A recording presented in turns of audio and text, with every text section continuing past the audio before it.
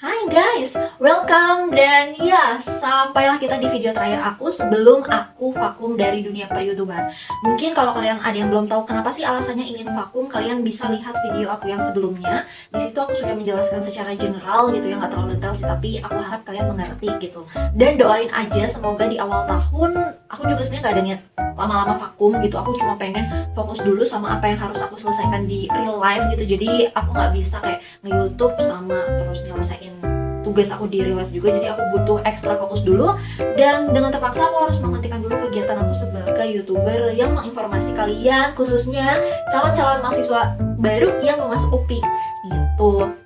Sebenarnya aku agak mikir keras sih guys, aku harus ngebahas apa ya untuk seenggaknya si konten ini tuh bisa menggantikan aku dalam waktu yang lama gitu. Kalian bisa lihat video ini kapanpun karena ini video yang general, bermanfaat, dan kalian bisa coba di kapanpun, entah itu di semester depan atau semester sekarang gitu. Dan akhirnya aku kepikir untuk gimana ya kalau aku bikin video tentang informasi beasiswa yang populer dan bisa kalian coba. Sebenarnya kenapa sih harus kasih informasi tentang beasiswa? Atau kalian bisa searching, atau kalian bisa menemukan itu di berbagai platform sosial media seperti TikTok dan Instagram.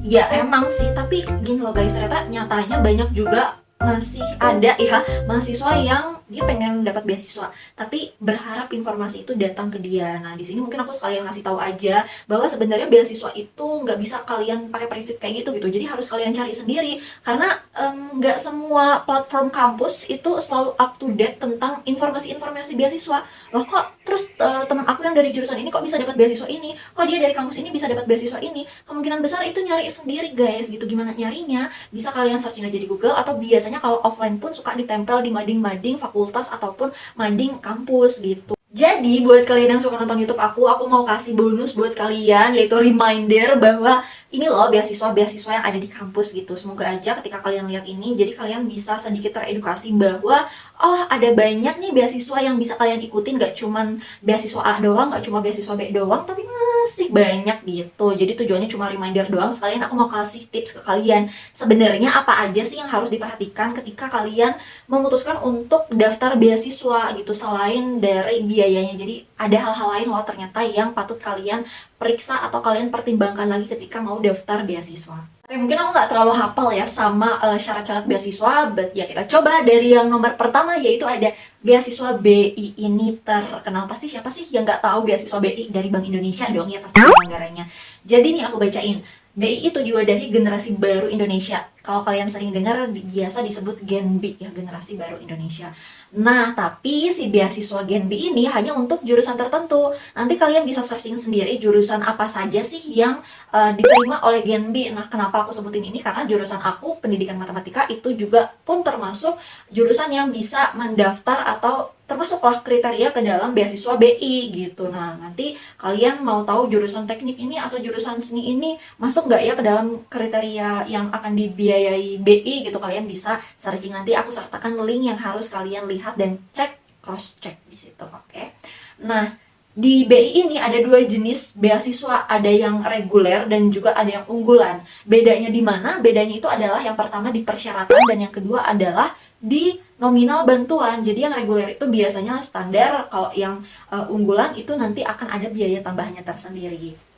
Nih aku bacain, kalau yang reguler itu 1 juta per bulan dan IP kita minimal itu 3. Sedangkan yang unggulan itu 1,5 per bulan, IP-nya minimal 3,5, lalu TOEFL-nya minimal 500, skor TOEFL-nya ya minimal 500, atau CBT minimal 173, dan IELTS 6 ya atau 6 lah skornya gitu.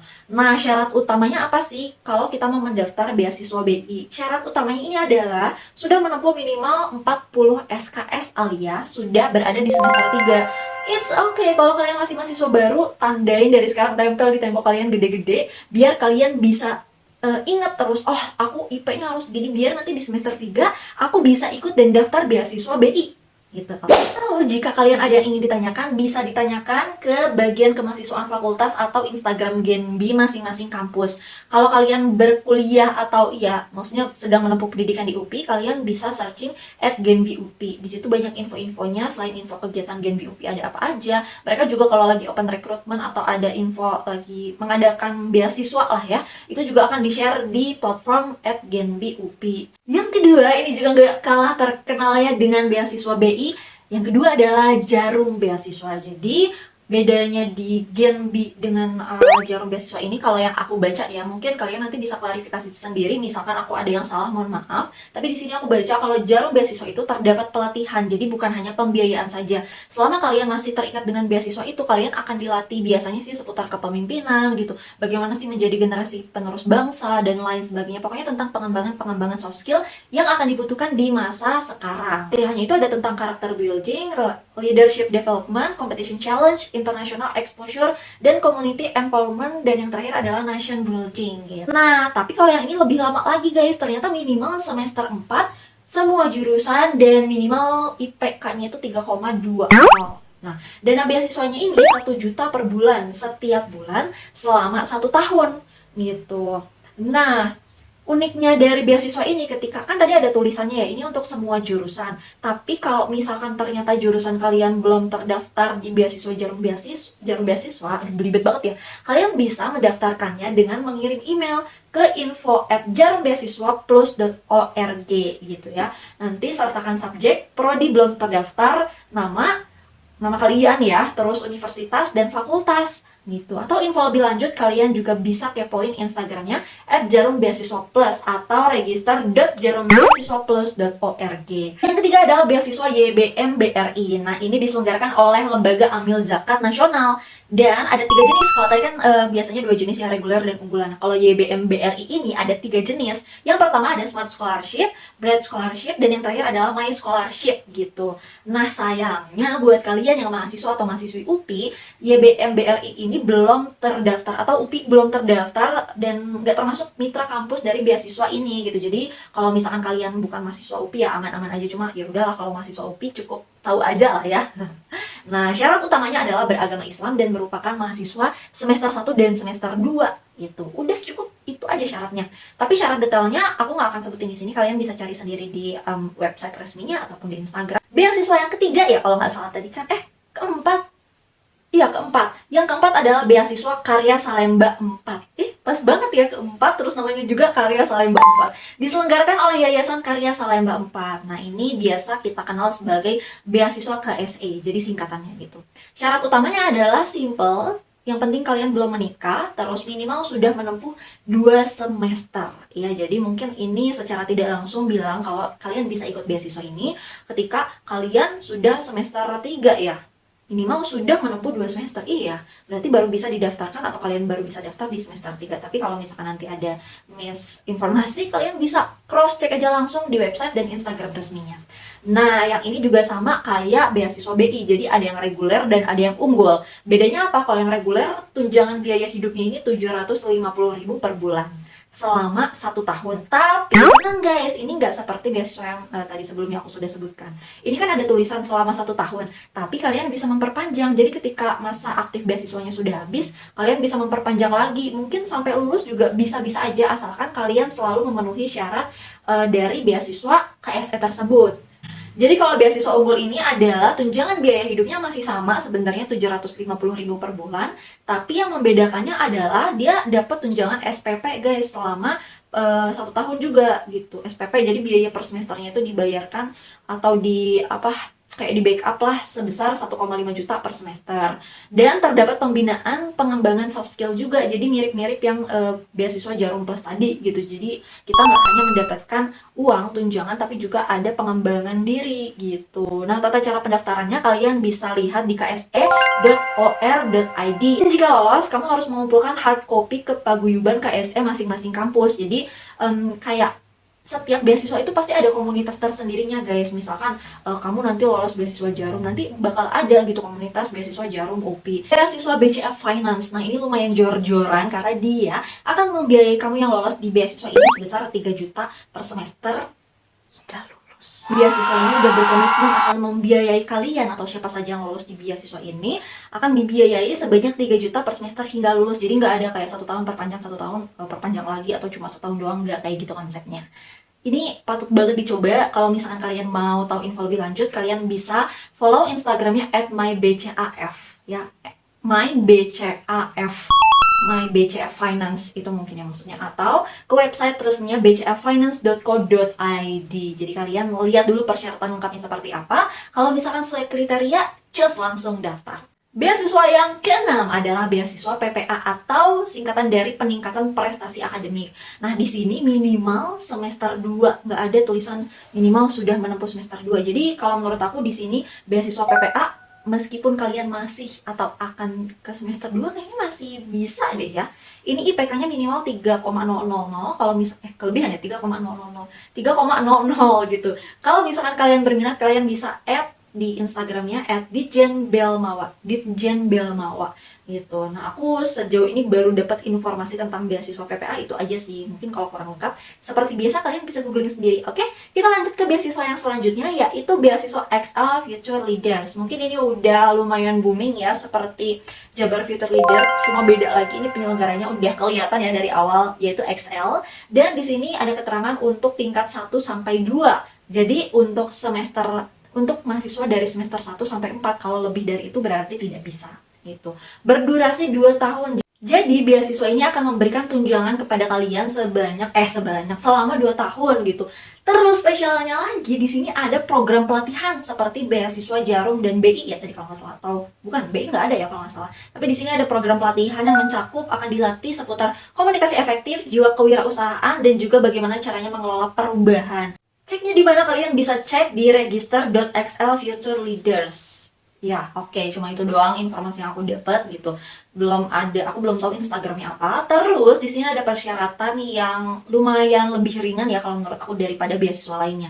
Dia hanya menetapkan IPK minimal 2,8. Dan di sini nggak ada syarat pembeda. Jadi kan biasanya kalau di beasiswa lain ada, kalau untuk PTS, untuk swasta gitu IPK-nya minimal berapa, di PTN minimal berapa. Enggak, kalau menurut aku ketika ya cuma ditulis IPK minimal 2,8, berarti mau itu swasta ataupun negeri ya sama, harus minimal 2,8. Apalagi lebih boleh lagi ya, asal tidak kurang dari 2,8 IPK-nya. Beasiswa populer yang terakhir yang akan aku bagikan kalian adalah tentu saja beasiswa Jabar Future Leader. Of course, karena kita mahasiswa UPI, kalian mahasiswa UPI yang ada di Jawa Barat, pasti beasiswa ini jadi langganan. Setiap kali dia buka itu pasti langsung full, rame, semua berbondong-bondong untuk ikut, karena memang branding dari beasiswa mereka itu bagus guys. Nah, persyaratannya sudah pasti untuk masyarakat Jabar, dibuktikan dengan KK dan KTP. Tapi aku kayak nggak tahu ya, ini aku pernah dengar katanya boleh kok meskipun bukan masyarakat Jabar, asal kuliahnya itu di Jawa Barat. Tapi nanti kalian bisa cross check lagi, atau kalau nanti aku menemukan kebenaran yang lain, aku bisa tinggalkan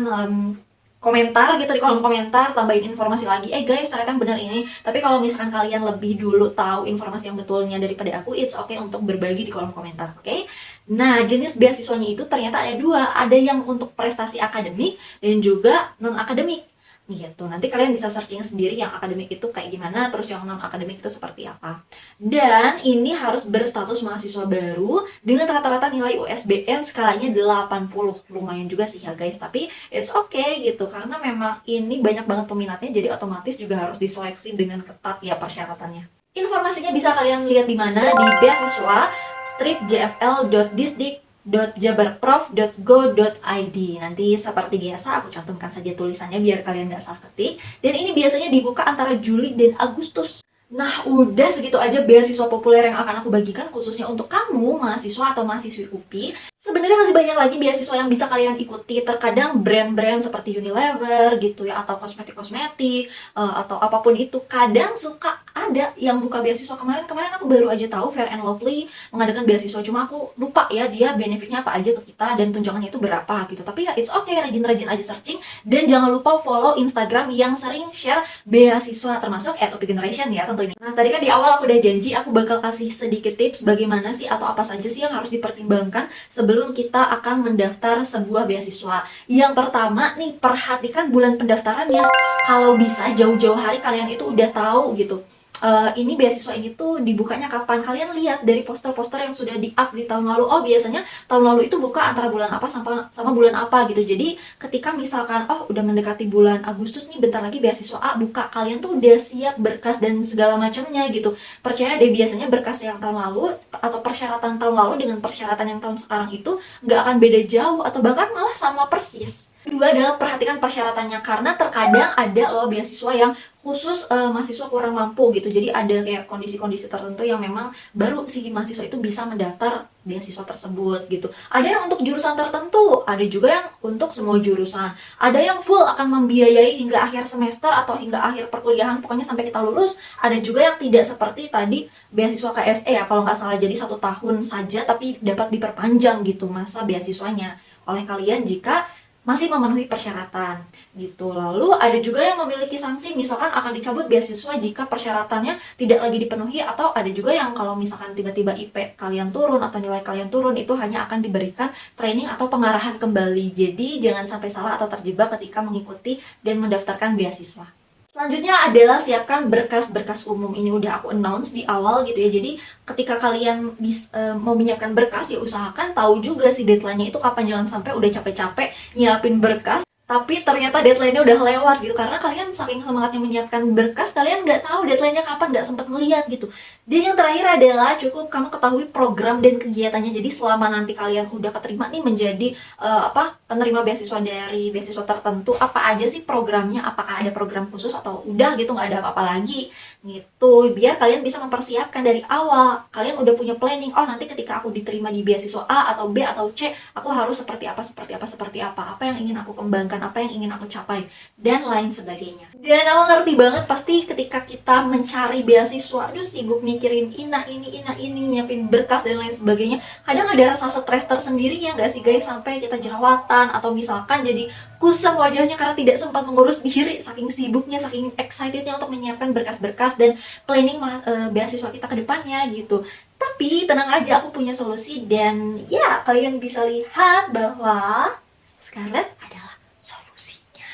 Usah macam-macam dulu, cukup kalian pakai basic skincare yaitu facial wash, terus juga ada serum ya, ini ada serumnya, terus ada apa lagi nih, ada krim daily creamnya yang bisa kalian pakai di pagi hari, terus yang terakhir kalian jangan lupa pakai krim malam ya gitu. Jadi nggak usah kayak mikirin aduh essence, aduh toner, aduh ini, aduh itu. Yang penting kalian betulin dulu basic skincare kalian. Kalau misalkan kalian udah ngerasa bisa nih pakai serangkaian atau 4 rangkaian skincare, nah baru nanti kalian pelan-pelan tambahin lagi. Mau tambahin rangkaian skincare apa, misalkan toner, mau tambahin apa lagi, sleeping mask, mau tambahin apa lagi gitu kan ya. Oh, dan yang paling penting kalau udah skincarean, please jangan lupa untuk pakai sunblock atau sunscreen, apalagi kalau kalian skincareannya itu di siang hari. Belum aku ajak kalian untuk skincarean, aku bakal cuci tangan dulu, tapi karena aku mager aku pakai hand sanitizer gitu. But it's okay gitu kan, sama-sama membunuh kuman dan membunuh masa lalu.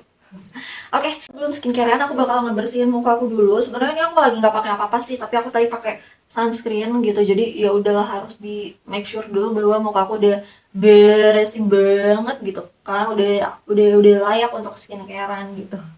BTW kalian bisa lihat di jidat aku tuh lagi ada bekas jerawat, karena emang kemarin itu aku bekas jerawatan haid gitu, dan sekarang alhamdulillah udah hilang jerawatnya, tinggal bekasnya aja. Oke.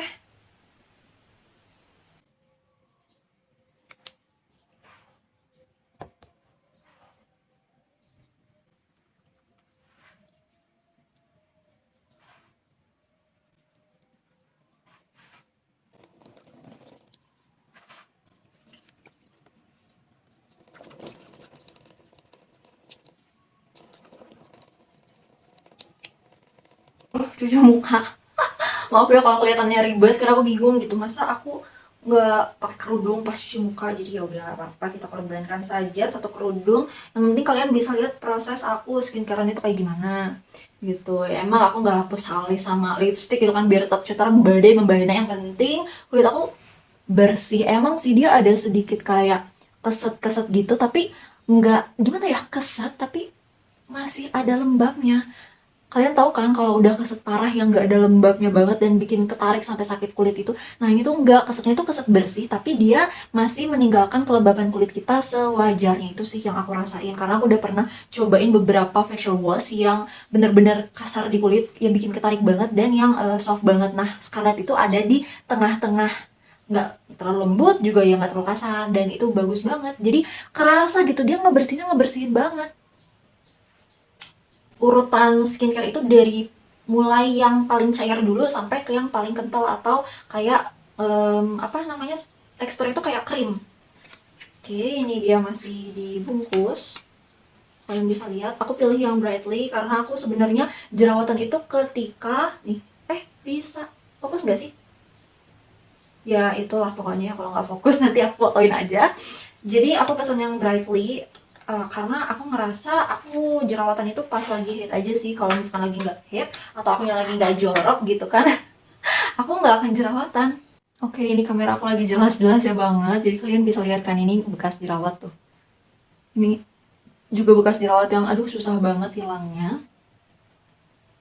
Kita pakai satu tetes di sini, satu tetes di sini, satu tetes di sini.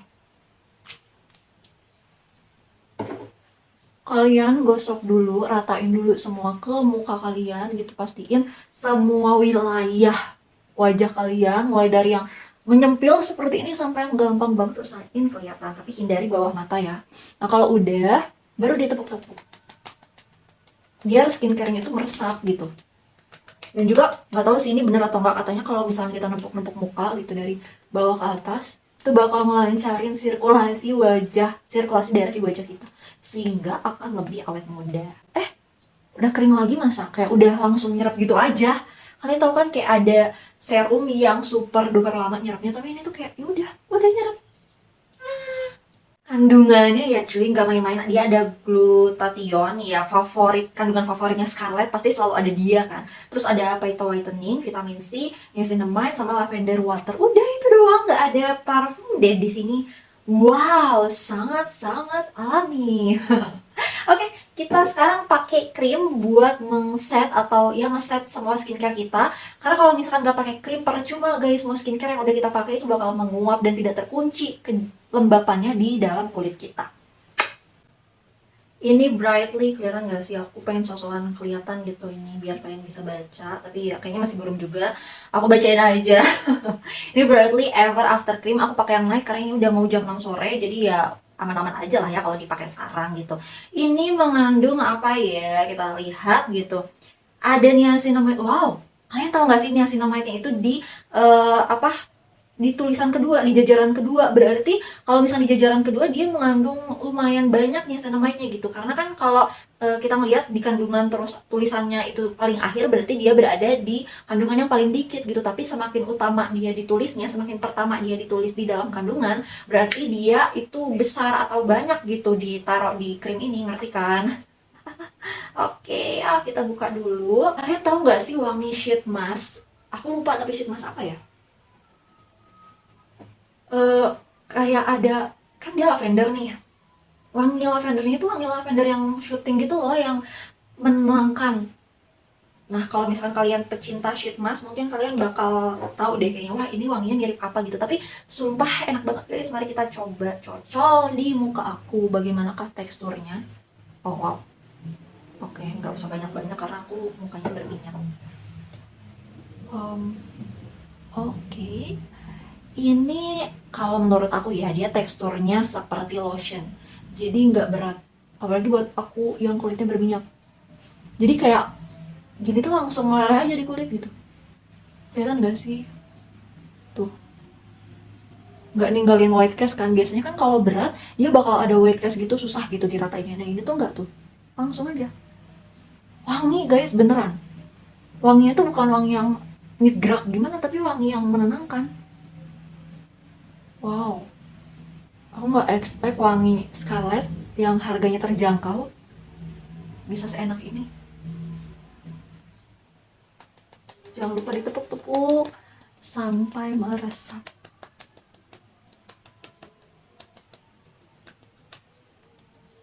Gimana rasa terakhir terakhir atau sekarang yang aku rasain di kulit aku setelah memakai rangkaian Scarlett, ya enak.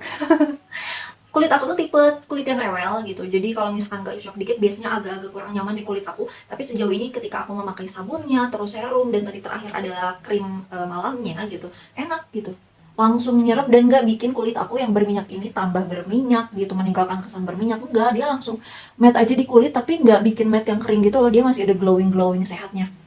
Oke guys, kayaknya cukup ya hari ini sharing-sharing seputar informasi-informasi beasiswa beserta tips apa saja sih yang harus diperhatikan sebelum kamu mendaftarkan beasiswa. Dan ya, sekali lagi aku minta doanya ya guys, semoga tahun ini adalah menjadi tahun yang terbaik buat aku dan buat kalian semua tentunya. Aku sayang kalian dan semoga aja aku selalu bisa membagikan informasi-informasi yang bermanfaat dan juga menghibur buat kalian semua, khususnya calon mahasiswa baru UPI dan juga mahasiswa baru UPI. See you, bye-bye. Semoga kita tetap bertemu di waktu yang tepat dengan semangat yang sama.